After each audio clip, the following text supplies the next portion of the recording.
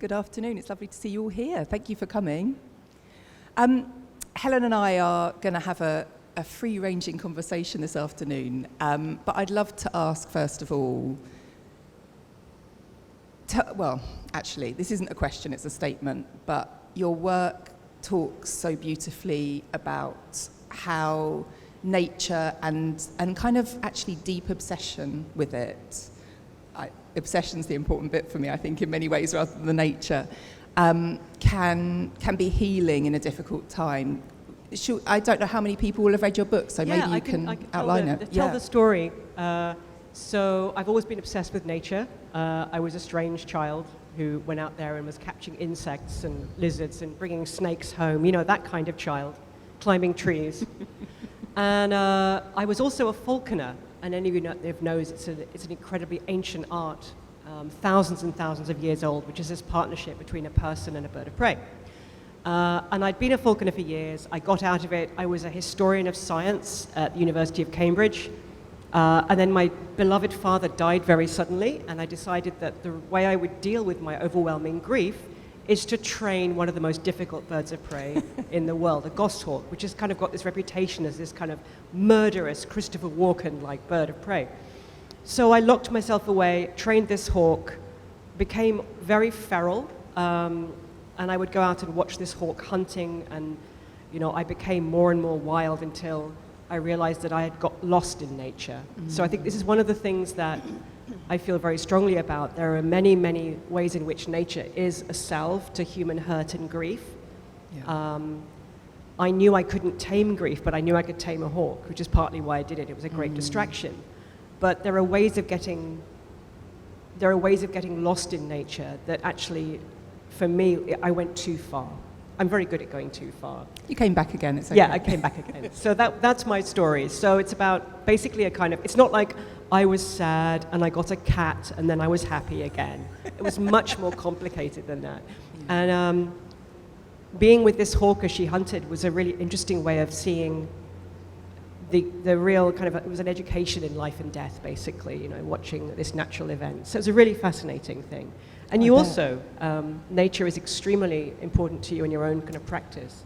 Yeah, I've had some resistance to being called a nature writer personally. Me though. too. It's a terrible thing to be told. Yeah, I really wanted to ask you that. Yeah. I find it a really annoying categorization quite often, because it seems to me that everything is nature. I don't mean that in a kind of really vague hippie way, but I'm not really sure how we draw the line between nature and not nature. You know, particularly when a lot of British people would look at a farm and call it nature, for example, and I find that quite confusing. I think, my work definitely draws on nature, but it draws on loads of other things too. And for me, it's about finding a conduit that's appropriate for that idea. And so winter is the big one that everybody thinks of me. I remain the Queen of Winter. It's lovely, actually. We're on Lake Bira, and Bira is the Scottish Queen of Winter. Oh, phenomenal. She's the goddess of winter. That's extremely cool. So I'm really very pleased to be here. This is my homeland now. The lake is now mine. I'm so sorry. I hope you didn't feel attached to it. I'll turn it icy, though, so that might take me a while. But yeah, it is nature writing, to me, is a bit problematic sometimes, a bit tricky. I think there's a big class narrative in it that doesn't really get unearthed, you know, and a kind of ownership narrative, and obviously a colonial one too. Yeah. But I do love the natural world. It is really interesting, that sense, you know. I remember, you know, you think back to Evelyn Waugh and Scoop, you know, and what's the last person you want to send as a reporter to a war zone is your nature columnist, who comes out with sentences like feather-footed through the plashy fen, passes the questing vole. It's very easy to mock nature writing as not being serious. And I always think of all those CIA-funded American projects to try and get writers to stop writing about society and start writing about how hard it is to be a middle-aged man having an affair, which was basically politically much better for the American way. They really responded they to that did really brief. well, Yeah, they did really and well. And nature writing has and since then always been seen as the kind of the mark of the outsider, the mark of someone with little stake in society. It's often very gendered, so women are often nature writers. And if men are nature writers, then quite often it's got, as you know, this extraordinary tone, which is basically a man walking around pointing at plants and saying, this is this plant. Let me this tell is you about this plant. And it's on my grandfather's land normally. Yeah. Aren't you lucky to have me to tell you about this plant? So actually can we briefly quote Kathleen Jamie, who called that the lone enraptured male? Lovely. It's that, true. Yeah. So one of the things I think both of our writing does is to try and take looking at the natural world as an extremely serious thing to do. It fosters wonder, it fosters a sense of perspective, and it is not, it's not a sideline to human existence. Yeah, and it's not soft-edged either. I think both of us are really fascinated by the hard-edged bits of nature, the kind of red in tooth and claw aspects, and I find that a much better guide to human life than, you know, a kind of soft soap documentary about how penguins are really like little humans. Like I mean, penguins are not like humans. I mean, adorable, but yeah. Also we project a lot on, but what we often fail to project is how hard a lot of human life is and how hard a lot of animal life is and how normal that hardship is, rather than anything else. Exactly. And I think that's us done, actually. Yeah, no, we're going now. No, I want to talk about something which I've really interested in your take on, and that is something that I've done my entire life, and I'm sure many of you do in different ways too, and that is greeting difficulty in life by looking at animals. And that can be as simple as looking at a stupid, cute cat picture on the internet and it distracting you. But what I'm talking about is what the philosopher Iris Murdoch called unselfing, and it's this really interesting bit of imaginative empathy. So she talks about how she's sitting at her desk and she's really miserable, that her life is full of hardships. And she looks out of the window and sees a kestrel, a falcon, hovering. And she watches it with so much attention that the line she uses is, the world becomes all kestrel. She kind of becomes the kestrel as she watches it. And then she says, when you come back into yourself, the press of human stresses and miseries has lessened because you've, even your imagination for a few seconds, been something else. And I think that part of nature writing, for me, is very much the power of that moment in dealing with difficulty is to try and remember that the earth is not ours alone. Yeah. Yeah, and I mean, when you look at some of the earliest art that we have, we see our deep ancestors not portraying animals as prey or as other, but actually stepping into the role of those animals. And one of the things that we know about hunter-gatherer societies is that hunters tend to have deep respect for the animals they're hunting. They don't see them, they don't belittle them, they don't see them as kind of uncomplex or, you know, deserving of their fate somehow. What they do instead is they step into the role of that animal. They become that animal and fully inhabit it. And some of the earliest Anglo-Saxon poetry we have is about stepping into the mindset and the psyche of those animals. And for me, that's, I think, the same as you. I'm fascinated by that. I'm more likely to step into the psyche of a rock or a tree. That sounds like more advanced to me. I don't think so. I think I'm a natural animist. I think everything seems very alive to me, and I'm very fascinated by the kind of perspective of the rather than my perspective as a human being in it. Can we talk a bit about, I mean, obviously we're going to get back to this, I'd love to get back to this notion of wintering and how this works as a way of passing difficulty in one's life, passing with an R. But also I think both you and I'm wondering for me whether it was the pandemic that did this, because it was a very grim time for many people. I didn't lose anyone personally, but it was hard. Yeah. I live on my own with my parrots.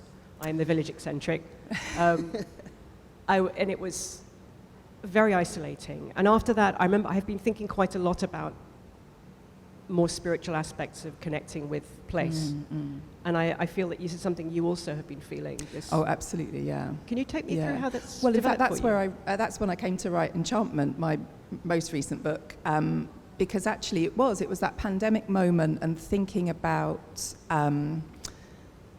feeling very disconnected and really thinking about how we can connect in a way that isn't endlessly deferring wonder and awe and those kind of really big emotions.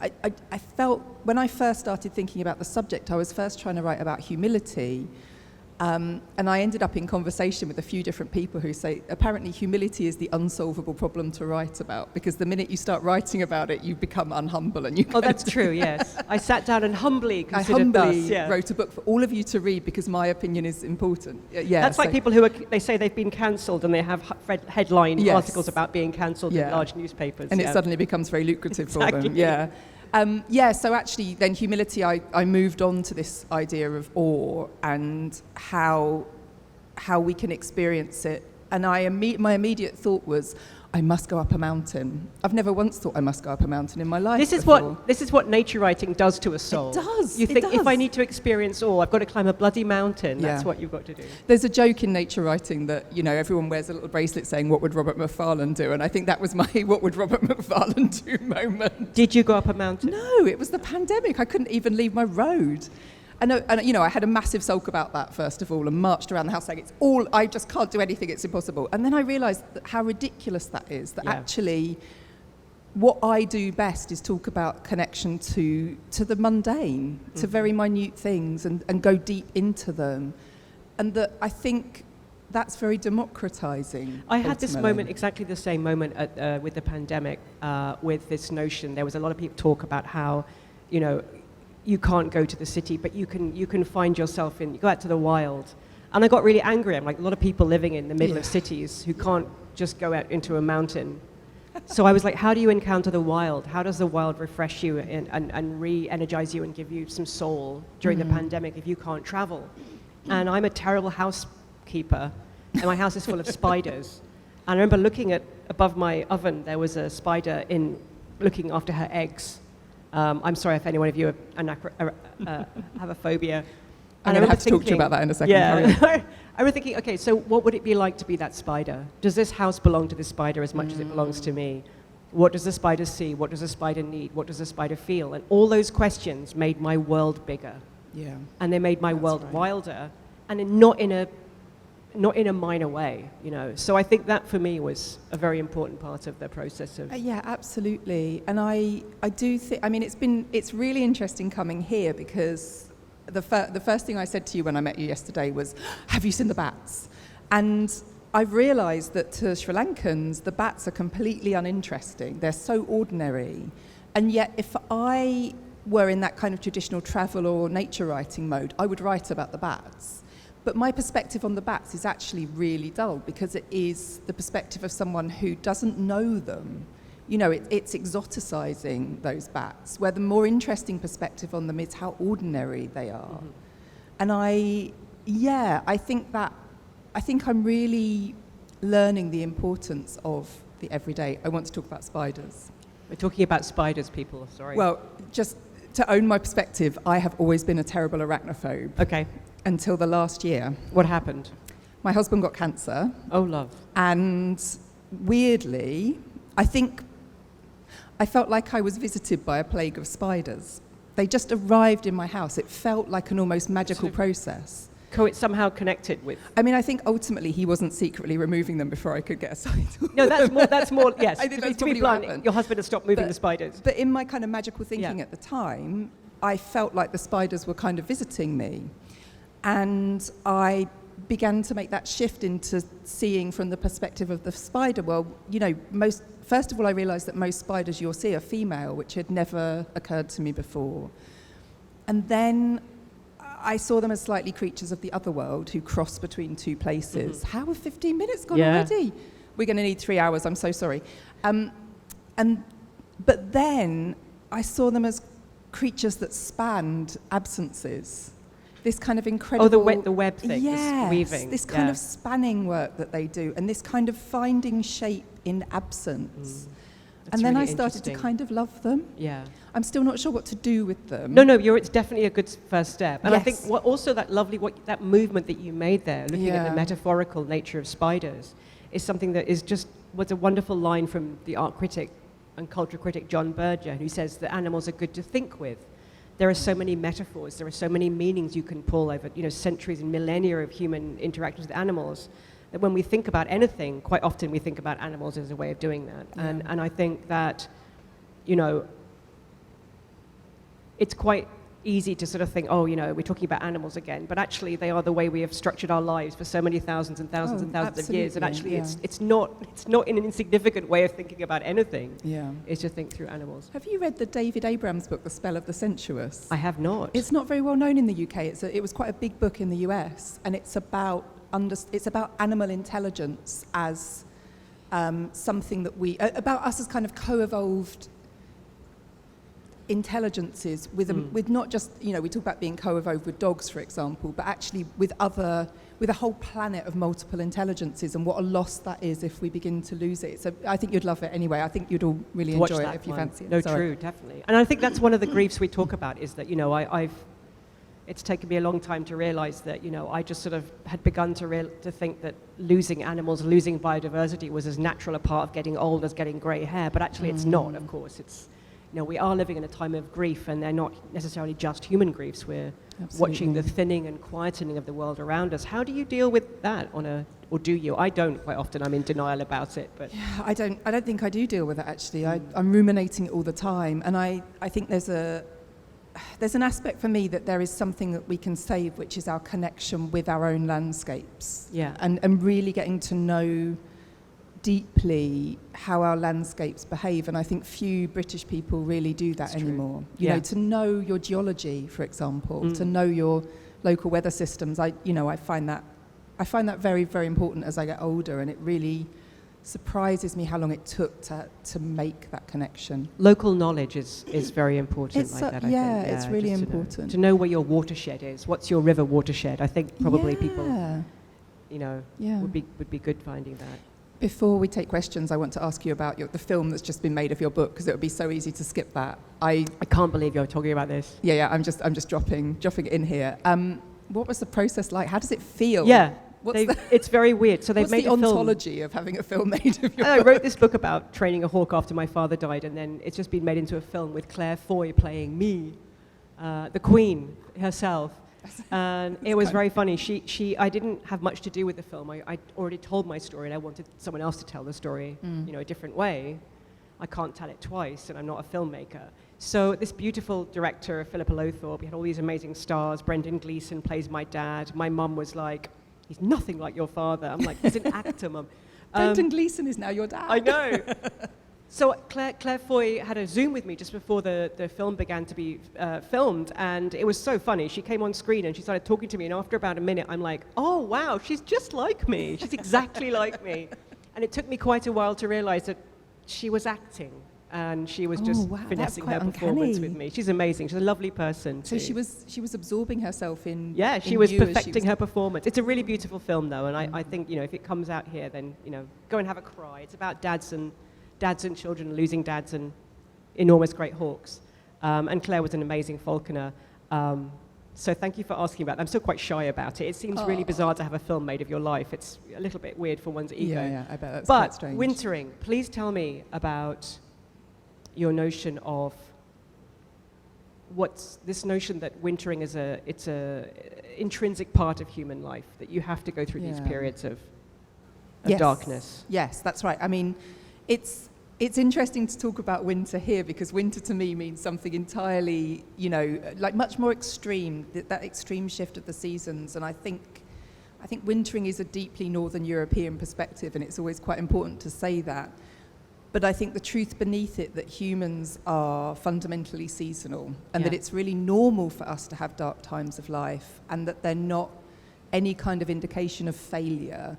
I think that's universal. And I think one of the things that's happened in our culture, I think it's probably got worse in our lifetime, really, is this kind of idea that all of life must be some kind of upward stride. Things must get better and better and better, and we can fully expect to never encounter grief or failure, genuine failure, not the kind of romanticized failure that we like to talk about now. Actually bad things happen in lives, And we might do bad things too. And it's true, we're sort of taught that not to think about the fact that bad things will happen, absolutely. And if they do, it's a failure of self, rather than the fact that this is a human condition. I mean, it is normal in our lives for our parents to die, for example, before we do. If that happens, that's the right way round, and it's devastating when it happens. And it's it's ordinary for that to be devastating. No, it's true. One of the things when I was touring Ages for Hawk, which, as you know, Right. is about grief, I was astounded how many people came up to me afterwards and talked about losses and griefs and darknesses in their own lives. And you must have had this experience too. Yeah.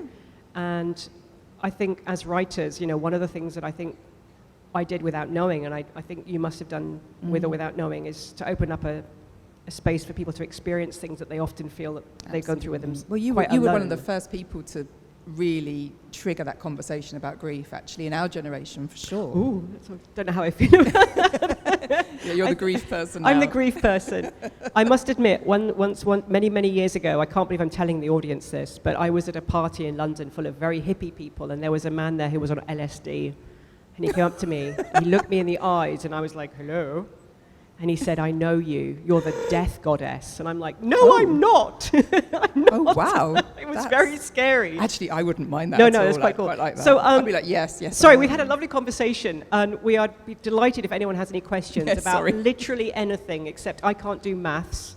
So neither don't of us ask me can do any maths. arithmetic questions, because I will fail at that. Just don't make us add up.